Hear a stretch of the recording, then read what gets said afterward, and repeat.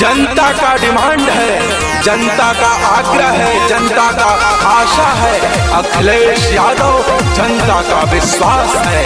Cycle छाप जनता की आवश्यकता है। अब की बार सपा की सरकार, जनता करे यही पुकार। जनता था कल 5 साल तक इन्हन के झेल झेल के, महंगाई घटत नहीं खे, दुगना दाम सरसों तेल के।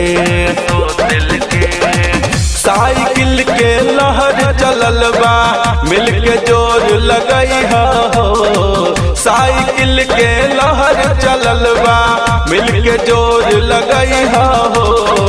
अब किसी यूपी के बनी है हमारे अखिलेश भैया। अब किसी यूपी के बनी है हमारे अखिलेश भैया।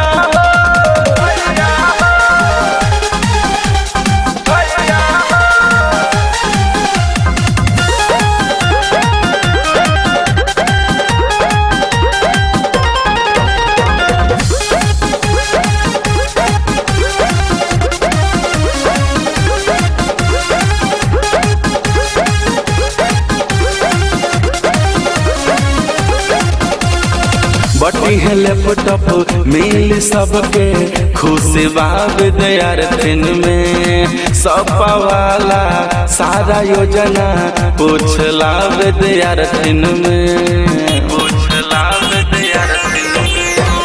बटी है लैपटॉप मिल सबके, खुशी बाब दयारथिन में। सपा वाला सारा योजना पूछला भारतीन में। याद रखिया वोट के दीना, साइकिल बटन दबाइया हो। अब किसी यूपी के बनी है हमारे अखिलेश भैया। अब किसी यूपी के बनी है हमारे अखिलेश भैया।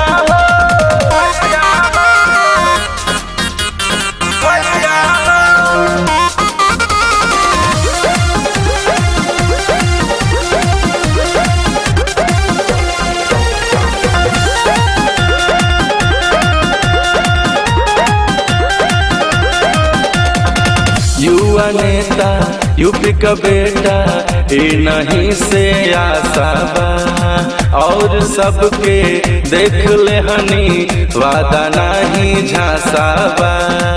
वादा नहीं झांसा बा। युवा नेता यूपी का बेटा नहीं से आशा बा, और सबके देख ले हनी वादा नहीं झांसा बा। दीह बहुमत सपा के ही अब की नाही भुलैया हो।